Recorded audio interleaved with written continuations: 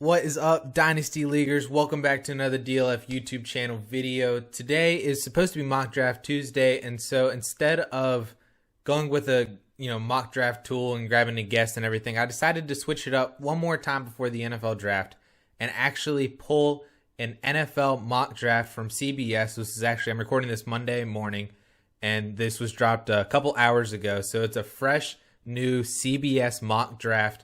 I'll put the link down in the description for you guys to go check it out.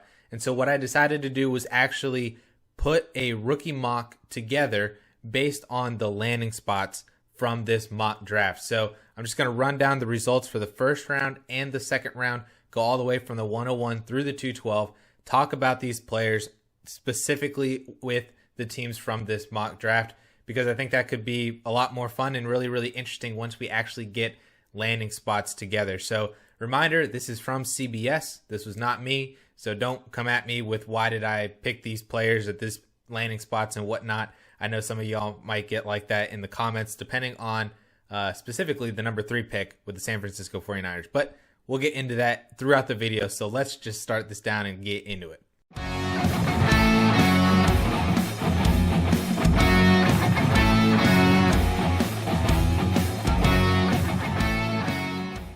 So I'm just going to run down through all of my picks, creating a rookie draft in the first round and the second round off of these landing spots from this CBS mock draft. And this is also going to be a Superflex mock draft, and there's no extra tight end premiums, PPR, Superflex, all that good stuff. So if you were interested in one quarterback, basically just take all the quarterbacks and knock them all down around, basically. But this is a super flex, so let's kick it off with a 1.01 Trevor Lawrence going to Jacksonville. I don't really know if there's anything much more to really talk about, because that's kind of been the landing spot and the pick for Trevor Lawrence since 2019. So we're just going to call it there. Trevor Lawrence 1.01, Jacksonville Jaguars, easy pick. 1.02, I actually have this down as Zach Wilson to the New York Jets. He goes to the Jets at 2 overall, so I have him at 2 in my rookie draft behind Trevor Lawrence as the new starter for the New York Jets. He will start immediately day one with the New York Jets. Have a pretty solid, position group around him. Corey Davis, Denzel Mims, Jamison Crowder. Then the Jets also go and they pick a running back later in the draft that I will get to as well to add another starter to that group. So this actually isn't a terrible offense for a player like Zach Wilson to come right in and immediately start providing you with fantasy points. So 1.02 Zach Wilson as a New York Jet. 1.03 I have as Najee Harris in a Superflex league. 1.03 running back Najee Harris out of Alabama. He goes and falls to the Miami Dolphins, but not in the first round. He goes to Miami Dolphins with their first pick in the second round. So automatically we are getting out of the first round and we're diving right into the best running back prospect in this class, going to arguably the best landing spot available for a running back in the Miami Dolphins. Brian Flores really wants to use a workhorse. That's what he did with Myles Gaskin last year and Salvon Ahmed whenever Gaskin was out. I think this is a fantastic offense, and the Dolphins in this draft, in this mock draft, and I think what a lot of people expect him to do is to really beef that offense for Tua Tagovailoa. And Najee Harris coming in there as Tua's former teammate, I think is going to be fantastic for Miami, for Najee Harris. And it's just going to be all around a fantastic landing spot for a running back that you don't want to miss out on grabbing the potential for an RB1 off the rip in his rookie year. Najee Harris, 1.03 to the Miami Dolphins in the second round. Then I have at 1.04 here, Justin Fields falls all the way down to the 7th overall pick to the Detroit Lions, which I thought was actually a really interesting pick. Detroit just trading for Jared Goff after trading away Matthew Stafford. Goff, for all intents and purposes, has 2 more years left on his contract because of all the guarantee and the dead money. So basically, he's got like a 2-year time frame, although them drafting Justin Fields would certainly seem to believe that he would get playing time in 2021. Maybe towards the end of the year, like what we saw with Alex Smith and Patrick Mahomes. Maybe he comes in week 16, week 17 or something like that. Maybe even earlier, because Detroit's not projected to be a really good team. So we might see that change into the guard really quickly. But if not, at least in 2022, for Justin Fields to start and play and get significant playing time. And Fields comes in as this Konami code quarterback. They add to the wide receiver room later in the draft that I will get to as well, with some interesting wide receivers. And I think this is an overall a pretty solid pickup for both the Detroit Lions and Justin Fields, which makes me want to grab Fields as the 1.04 and the third quarterback off the board in this rookie draft, going to the Detroit Lions at 7 overall. 5th overall, another quarterback here. This one was actually a really interesting landing spot for me. It's Trey Lance to the New England Patriots at 15 overall. Lance slides all the way down to 15, even with a lot of other people and mock drafts projecting that other teams will trade up for Trey Lance in the draft, potentially, not even getting past Denver at 9. But Trey Lance in this one slides all the way down to the New England Patriots at 15 overall. And I would imagine that he would also get playing time in 2021, if not definitely 2022, as Cam Newton is on a 1-year deal. And so I think this is actually a really, really good spot for a quarterback and for Trey Lance, who can come in and learn with Bill Belichick. They can develop an offense around him. He might be coming in as a less experienced quarterback than a lot of the other guys in this class, but he can certainly play to his strengths in a Bill Belichick offense, get some more weapons in here. They have Hunter Henry, Jonnu Smith already, N'Keal Harry. They add another wide receiver in this class too that I will get to later on. And so this is ultimately a really, really interesting landing spot for a guy who has a lot of major fantasy upside as a rusher with that 1,000-yard season in college at North Dakota State. And so I think that Trey Lance at 1.05 to the New England Patriots is a pretty good solid landing spot for him, both in the NFL and for your rookie drafts.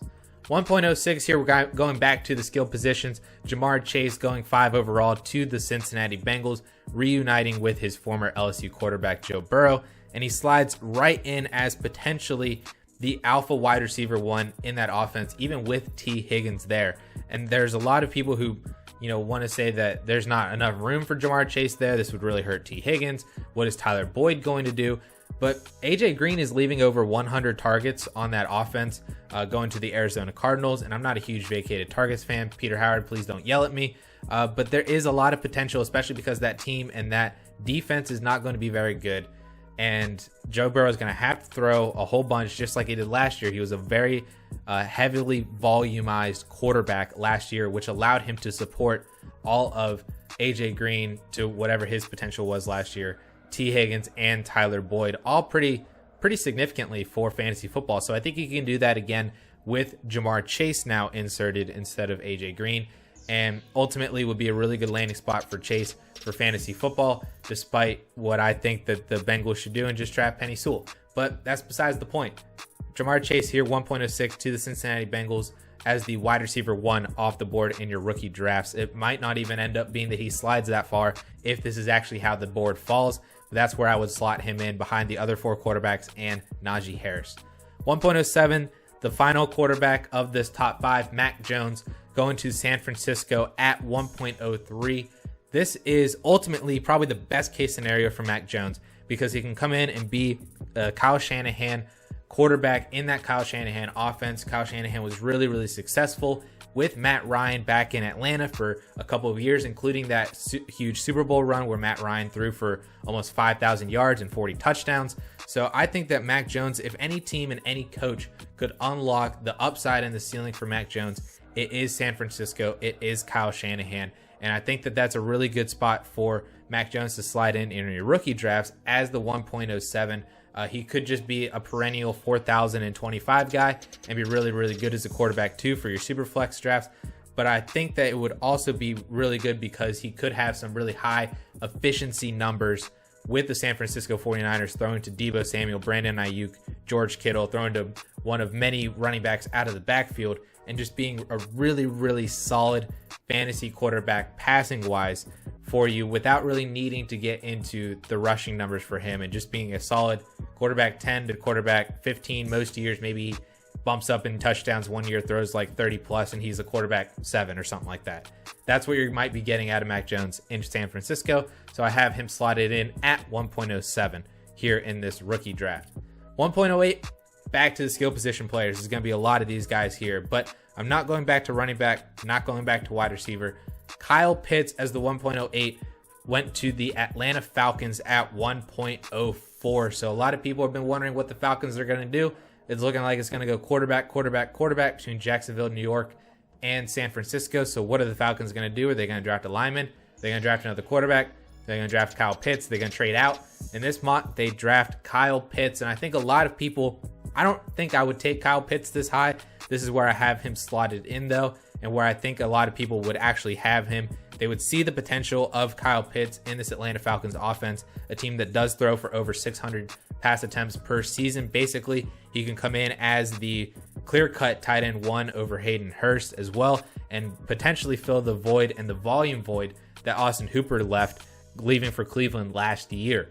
And so Kyle Pitts, I think, has tremendous upside in this offense. I don't know if it initially all clicks for him, especially in year 1 with Julio Jones and Calvin Ridley getting the lion's share of the targets. But there is a lot of room dynasty-wise down the road for Kyle Pitts. And I think that just with his hype and with his upside and potential ceiling, Pitts is slotting in here at 1.08 is going to be what a lot of dynasty managers actually wind up going if he does fall to the Atlanta Falcons at 1.04. Next, we're at 1.09 here. This one is actually a really interesting spot to me. Travis Etienne as the first running back off the board ahead of Najee Harris goes to the Pittsburgh Steelers at the back of the first round. And so this was another one of those teams and landing spots that could really use a running back and was one of the clear ones for a top rookie running back in this class to go to. And it happens here with Travis Etienne to the Pittsburgh Steelers. I still would rather have Najee Harris in Miami than Travis Etienne to Pittsburgh, just because I think Miami is a better offense and opportunity, especially dynasty-wise, for a running back. I think Najee Harris is better than Travis Etienne. So I still give it to Najee Harris being taken about 10 or so picks after Travis Etienne, even though Etienne is the first round back. Still give it to Harris in the landing spot at the beginning of the second round. But Etienne slides in here as a 1.09. He can come in as the immediate bell cow in this Pittsburgh Steelers offense. And honestly, I feel like Etienne might be a better fit for Pittsburgh. Their offensive line needs a lot of help. But Etienne is that guy who has not only just straight line speed, but he can make people miss. He can do a lot inside, just really tight spaces. And I think that even though he needs to be schemed a lot and potentially just find some holes, I think that the Pittsburgh Steelers can provide that, and he can make some people miss and just keep on going down and has that straight line speed to really break away a lot of long runs. And so Travis Etienne to Pittsburgh at 1.09, I think just makes a lot of sense. And a lot of people would be really back in on Travis Etienne as the RB2 in this class. After, the whole Javonte Williams potentially being better than Etienne, a lot of people really have that opinion. Etienne, 1.09 to the Pittsburgh Steelers. 110, Rashod Bateman goes to the Green Bay Packers at the end of the first round, which is a long time coming if you've been a Packers fan, if you're an Aaron Rodgers dynasty manager. And I think that this is just overall one of the best landing spots for Rashod Bateman. He goes to be the immediate wide receiver 2 in a high volume offense with a Hall of Fame quarterback, a Super Bowl winning quarterback. He won't have to worry about a whole lot of cornerback pressure from the defense because Devontae Adams is on the opposite side. There's just a whole lot of upside and efficiency that Rashod Bateman can slide into immediately as the wide receiver 2 in the Green Bay Packers offense. And that's why I think he would be the wide receiver 2 off the board in rookie drafts as well, because this landing spot is just so freaking good for Rashod Bateman and for just really any running or any wide receiver in general. It's almost like the Clyde Edwards-Helaire landing spot to the Kansas City Chiefs last year. I know that didn't necessarily work out, but Rashod Bateman as the 110 going to arguably the best landing spot for a wide receiver in the Green Bay Packers, I think is absolutely phenomenal. He's my wide receiver 2 off the board in this rookie draft. 111, back to the wide receivers. DeVonta Smith went to the Philadelphia Eagles at the 112. This was another one where I was kind of debating between, do I want to put Smith ahead of Rashod Bateman because he was drafted, about a half of a round higher, went to the Philadelphia Eagles, who have a clear-cut need for a wide receiver 1. But I don't really know dynasty-wise, is Jalen Hurts a thing? He's not really all that great of a passer. What happens if Hurts isn't a thing? What another quarterback do they go to down the road?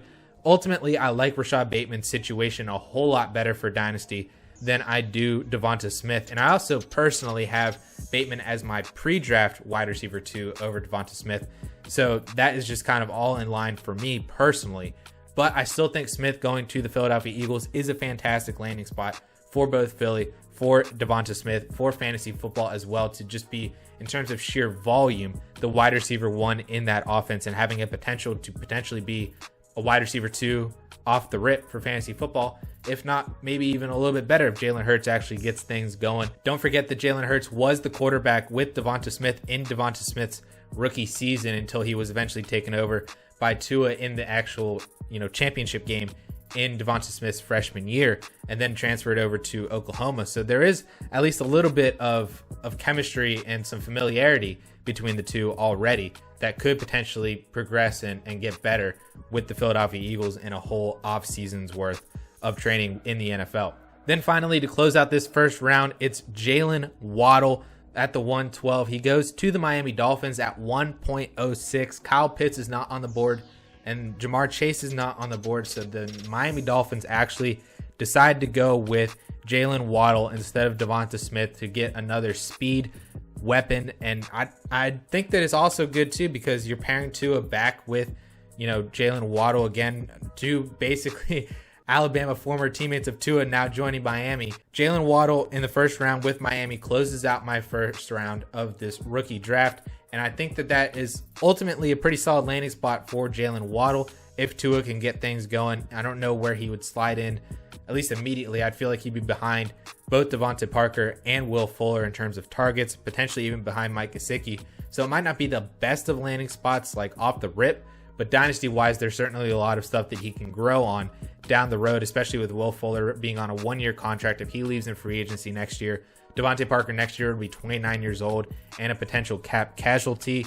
So this could really turn quickly into a pretty solid situation for Jaylen Waddle with Tua, with Najee Harris, and with the Miami Dolphins offense. So he'll close out the first round for me in this rookie draft. And guys, I don't want to take a whole lot more time here, so I'm just going to run down through the second round and then a couple other guys that I think would be really, really interesting from this mock draft. So 2.01, I will hit on this. Javonte Williams was the New York Jets pick in the second round as their clear-cut now starting running back. This is what I mentioned with Zach Wilson. They added another top-tier running back for Zach Wilson, which I think is good for Wilson. I think it's good for Javonte Williams in terms of volume and opportunity in that offense. 2.01, Javonte Williams is the RB3 at the board to the New York Jets. 202, Rondale Moore goes to the Tennessee Titans at the back end of the second round, which I think is another fantastic landing spot because the Titans right now are very devoid of talent after losing Corey Davis and Johnny Smith. It's basically A.J. Brown, and then it's Derrick Henry in the backfield. So a wide receiver, especially a wide receiver like Rondale Moore coming in and being really super explosive, could be really good for both Tennessee and Rondale Moore. He's my 2.02 off the board right here. 2.03, Terrace Marshall to the Detroit Lions in the second round. This was, again, another pick that I mentioned when I was talking about Justin Fields, the Lions adding another wide receiver for him to throw to, and that's Terrace Marshall, a guy who's been climbing up a lot of boards in both fantasy and the NFL draft, and could potentially be a major draft day winner. If he ends up being the Detroit Lions pick, coming in as the alpha wide receiver 1, I think could be a really, really solid pick, and I wouldn't be surprised if Terrace Marshall actually gets taken above some of the other wide receivers in this class, just because if they do pair Justin Fields with him in Detroit, I can see that being a really, really solid situation for Terrace Marshall if I have him here at the 2.03 in this rookie draft. Next is Elijah Moore at 2.04, going to the New England Patriots. I mentioned again, the New England Patriots added somebody to help Trey Lance, and there it is with Elijah Moore, a clear-cut slot wide receiver, so he's not interrupting with N'Keal Harry stuff. He's can kind of maybe be in the same thing as Jonnu and Hunter Henry, but I think as a wide receiver too in the New England Patriots offense with Trey Lance could give a lot of opportunity for Elijah Moore in fantasy football, and that's why I have him here at the 2.04. 2.05 is quarterback Kellen Mond, who ends up being taken in the second round by the Washington football team. So you would assume that Mond would have a path to being the starting quarterback for Washington, even with Ryan Fitzpatrick on a one-year deal and Tyler Heineke showing what he can do at the end of the year last year in the playoffs. But I think Mond would be a solid Superflex pick in the mid-second round here as the potential quarterback starter for Washington. 2.06, Michael Carter went to the Denver Broncos in the second round. I think this is also an amazing landing spot for another running back. just because if he can take over for Melvin Gordon down the road in a year or so, or if Melvin Gordon gets hurt, they lost Phillip Lindsay. And so I think Michael Carter coming in and just being a younger version of Melvin Gordon would be really, really good for him, and taking a shot on him in the mid-second round of your rookie drafts would be really, really solid. 2.07, the last and final skill player taken in the first round, I have Kadarius Toney, who went to the Baltimore Ravens at the end of the first. I think this was ultimately, going to be a really, really tough eval if this does happen, because Toney is not, being seen as a major top 5 wide receiver prospect. Some people like him just because of the ceiling and upside and the explosiveness that he presents, kind of like Jaylen Waddle. But then going to the Baltimore Ravens, who already don't have a huge passing volume. They have Marquise Brown, they have Mark Andrews. Where does Toney fit in with that as well? He could be seeing maybe 4 or 5 targets a game. Like, that's not really going to cut it. But that first round draft capital is also there as well. And so I just slotted him in here as 2.07, Kadarius Toney to the Baltimore Ravens. 2.08 here, I have Dyami Brown, who went to the Houston Texans in the third round. Another interesting wide receiver and team landing spot pairing here, and he could potentially come in and be the wide receiver 2 behind Brandon Cooks, and potentially the heir apparent to Brandon Cooks as the wide receiver 1 down the road. They figure out their quarterback situation with the whole Deshaun Watson stuff. It could be a really, really dangerous landing spot for Dyami Brown, another explosive wide receiver who's getting a lot of love from a lot of the analytics people out there in this community. 2.08 Dyami Brown with the Houston Texans. 2.09 Amon-Ra St.Brown went to the Chicago Bears in the third round. Just thought that was kind of interesting. 2.10 my boy Pat Freiermuth, second round pick to the Jacksonville Jaguars, giving another weapon to Trevor Lawrence. So he is the tight end 2 off the board in this rookie draft. 2.11 Kenneth Gainwell went to the third round to the Tampa Bay Buccaneers, which kind of sucks because that really kills the running back landscape, especially after Javonte Williams is the RB3. There's like nobody else. That's kind of how this class goes. And going to the Tampa Bay Buccaneers is not really a good landing spot for Gainwell, at least initially, with Leonard Fournette, Ronald Jones. They just signed Giovanni Bernard, and then they also had their pick last year with Keyshawn Vaughn. So I don't know where Gainwell slots in. There could be some dynasty upside here down the road with Fournette gone next year. Maybe Rojo's gone. Gio's on a 1-year deal. It could happen. There is a path, but that really sucks. And so I just have him here as a 2.11 as the last running back to get day 2 draft capital in this mock draft. And then finally, to close it out at the 2.12, I have quarterback Davis Mills, second round pick to the Chicago Bears, which I think could offer, again, some upside, just like Kellen Mond, who went to Washington. Davis Mills is in a kind of similar situation with Chicago, and depending on how that offense shakes out with Allen Robinson on the franchise tag, they have Darnell Mooney. What do they do with Anthony Miller, David Montgomery, and Tariq Cohen? There's a path there. And I think in Superflex, you take that shot on a guy like that at the 2.12 overall, especially whenever you consider the rest of the skill position players. I'll just run through quickly to be able to give you some idea of landing spots. I think Davis Mills at 2.12 is pretty fair for him. Another quarterback, Kyle Trask, went to the Saints in the third round.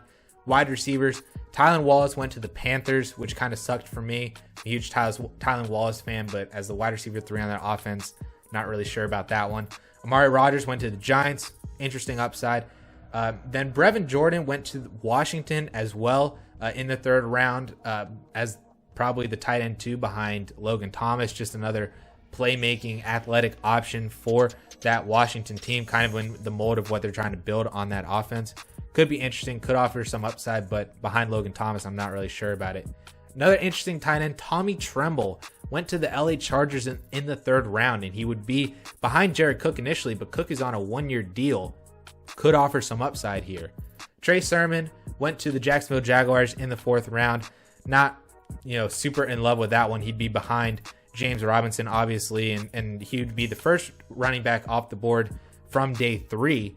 But Trey Sermon overall, just like I said, just really kills this running back depth chart, especially after Javonte Williams. And then Ramondre Stevenson was also an early 4th round pick to the Carolina Panthers.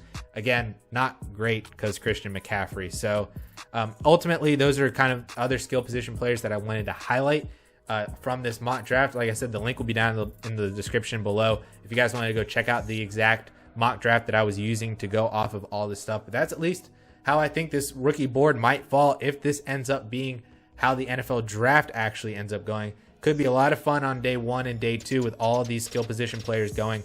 A lot of teams really prioritizing the offensive positions and playing more like it is a fantasy football league, which in turn is really, really fun for us. So thank you so much for sticking with me this long and tuning in, and we will catch all y'all later.